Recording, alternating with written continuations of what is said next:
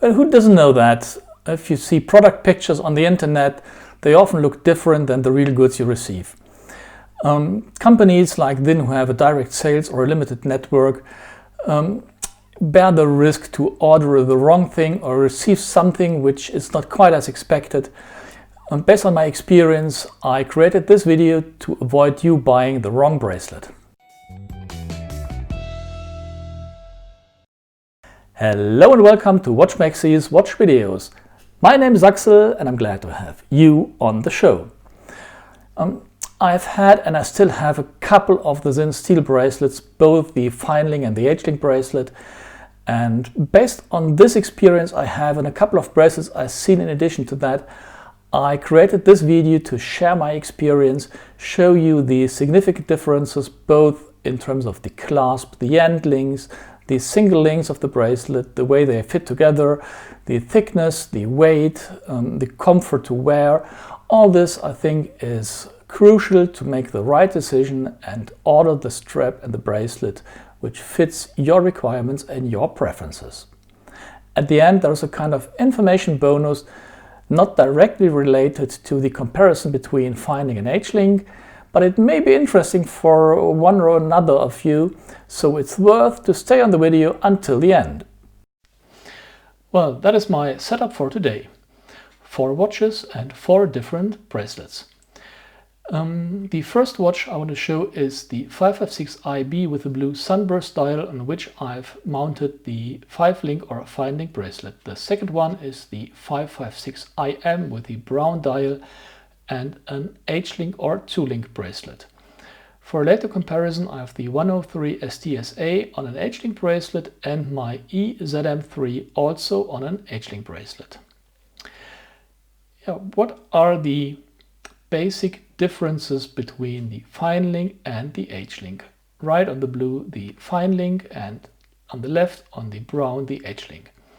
As you can see, these bracelets look pretty different and they do have difference in detail. Both are solid bracelets, wear comfortably, but there are some differences and I'm going to show you what the differences are in detail and what I prefer and what I don't prefer. On the wrist, the fine-link bracelet, according to my perception, is a bit more comfortable. It is a bit softer and smoother. It's a little bit thinner and lighter. I do like it. The H-link bracelet with the thicker links is on the sportier side. It's pretty robust and it not dresses the watch up like the fine-link bracelet does, but it's definitely a good and fine bracelet. Having a look into the H-link bracelet in particular. If we open the clasp, we can have a better look at the end links. You can see the end links are solid end links, milled and well fitted into the case. Really well done. The clasp is a folding clasp with a fold over mechanism and it's equipped with a milled diver's extension. The clasp itself is stamped steel sheet, so it is not milled, which means it is robust, but it's not too heavy. It's equipped with 3 holes for a fine adjustment, so you can adjust it to your size. The clasp closes well and the fold over clasp secures the clasp against unintended opening when on the wrist. Here you could see the 3 holes for the fine adjustment. Oh, what's that? Let's remove it, sorry.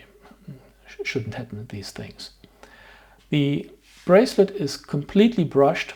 Both the smaller inner parts and the H-shaped outer parts are brushed in the same shape and same form, and it looks really nice.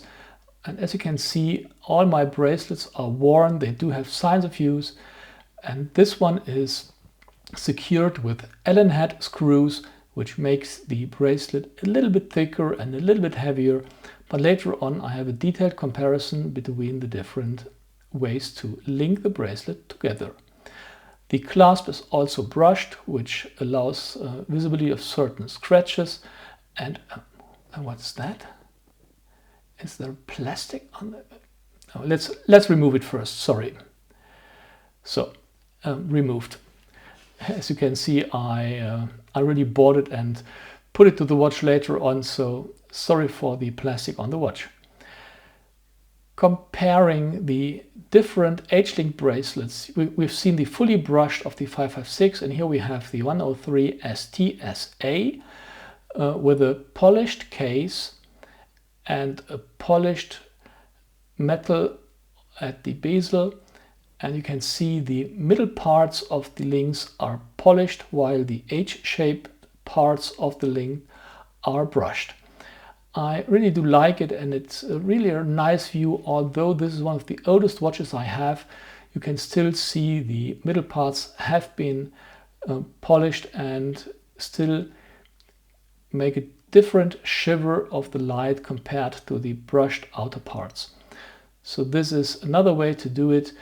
The third way to do it is on my EZM3, which is clearly a tool watch. And as a tool watch, it should be pretty resistant against scratches. It shouldn't reflect light too much. So the whole watch is bead blasted, and the bracelet is bead blasted as well, which gives the watch a grayish character, a matte design, which I do like a lot. But this bracelet has another item which is very special to it, and I'll come back to that towards the end of the video. So far, H-link bracelet. Let's have a closer look at the 5-link or fine-link bracelet.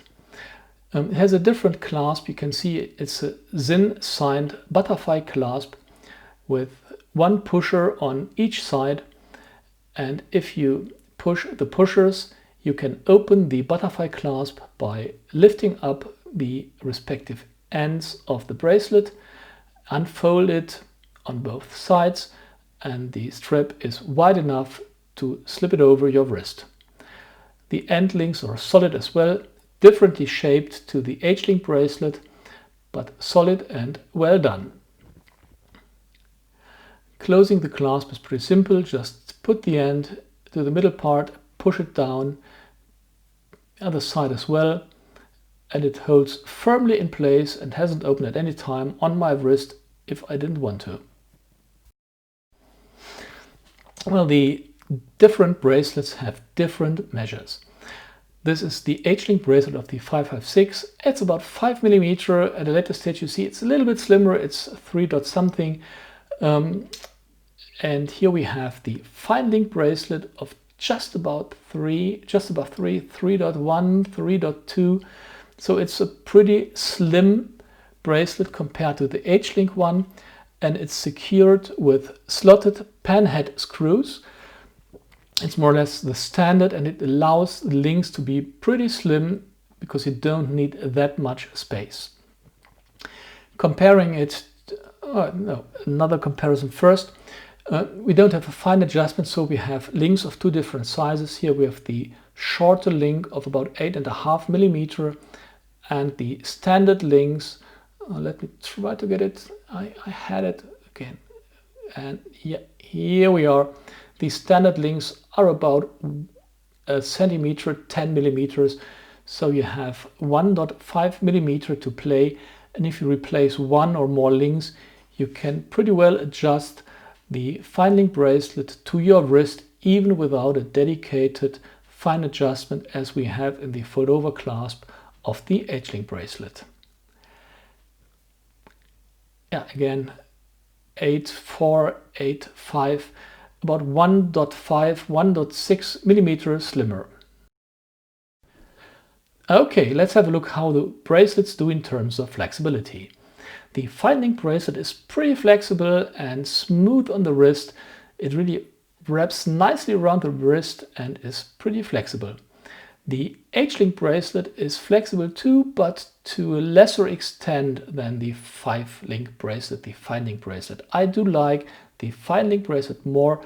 This one is thicker, it's sportier, it's more robust. The flexibility to the side is just okay, is exactly the way I like it. And with the fine-link bracelet we have exactly the same side flexibility, perfectly according to my wishes and my perception. And here you can see the satinized surface. Well, there's one point with the fine-link bracelet I don't like too much, and that is the fit of the end links. Here you can see there is a gap between the end links and the case, and if we move the end link gently, you can see the gap getting bigger or smaller, so you can see the end link move.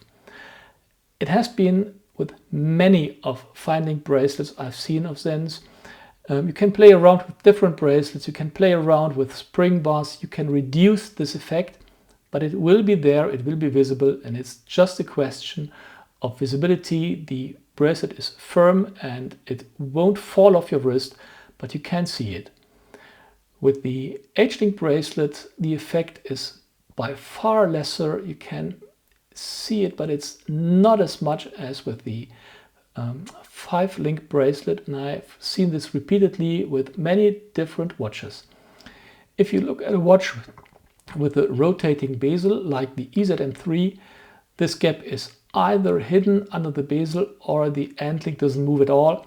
According to my personal feeling, I would say the end link doesn't move, but you can't see it.